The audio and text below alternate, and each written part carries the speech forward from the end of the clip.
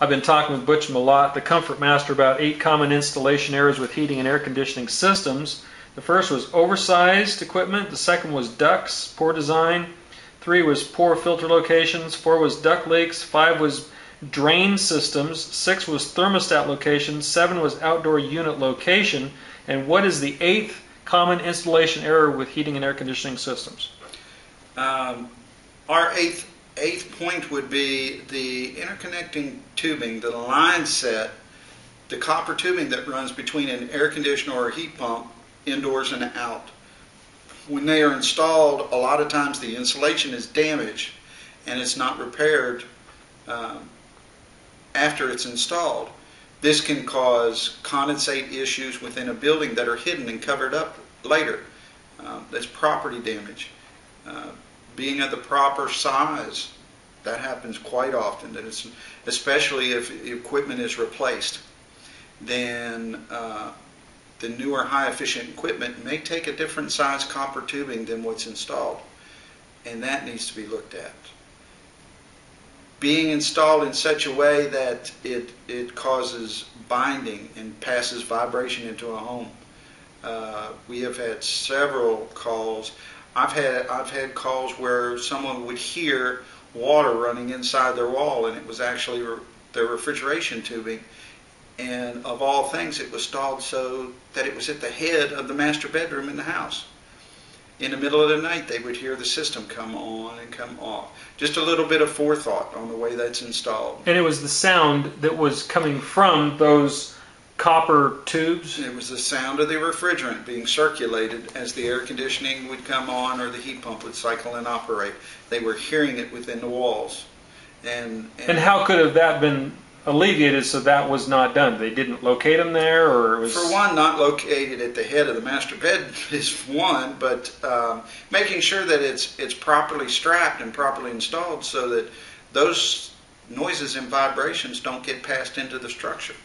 And so it'd be much quieter. Right, right. With a proper installation.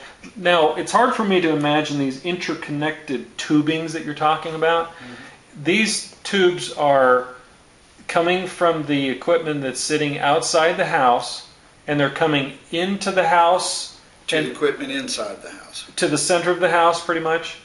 To the wherever the furnace or the air conditioner within the home is located. And then back out, or? Right. There's one that leads in and one that leads out. Okay, so this could be what, 100 feet to 200 feet of? Oh, most of them are 50 foot or less. Total. Yes. Okay. And all right. And this is like gas that's going through these things and back, and it's making all this sound. Right. Right. It passes one direction as a gas, and in the other direction it goes back as a liquid. It just has to do with the physics of the process of heating the home or cooling the home. But that makes noise, that has vibration, that has issues, refrigerant leaks, not being properly installed. So the refrigerant is coming out of here and leaking out. The refrigerant leaks out just because somebody made an improper joint. Yes. Is that common or not? Or most refrigerant leaks would end up being in a coil, but being in a line set, it's not that uncommon. Mm-hmm. Yes. Well, besides the obnoxious noise for not being a good installation, is it causing like electrical increasing electrical costs, or is that has not it? Normally anything like that, unless it's an actual refrigerant leak,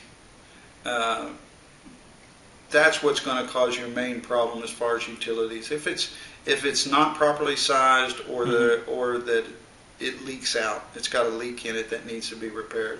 Refrigerant leaks are a very common service problem. Generally, if a system is installed and it goes through the first year or two of operation, it is pretty dependable as far as leaks aren't associated with the line set at that point, and they probably never will be.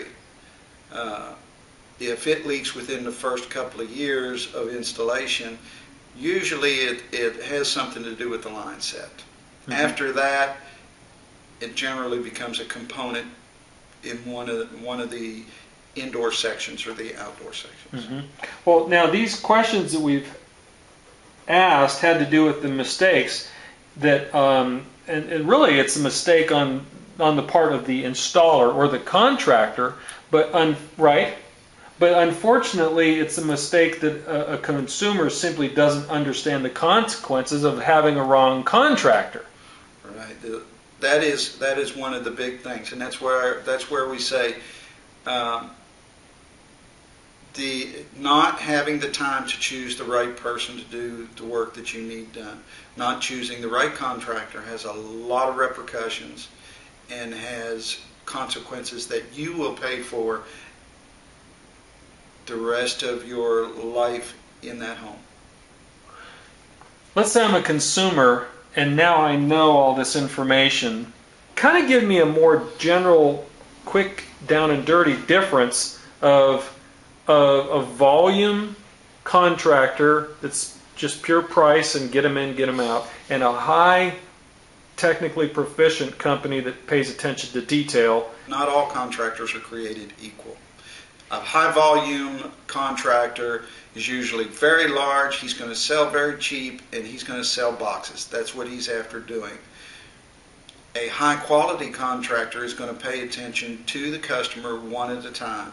Pays attention to detail, is going to cost you 10 to 20% more, but he's not going to make the common mistakes that a high volume contractor would make, in that your system would be properly sized, your duct system is going to be adequately installed, and the distribution system would work the way it's supposed to. Your drains will work. You're going to have proper filters. They are going to pay attention to these details because they're going to take the time to do it. A high volume contractor is there to sell the box and go to the next one. Time costs money.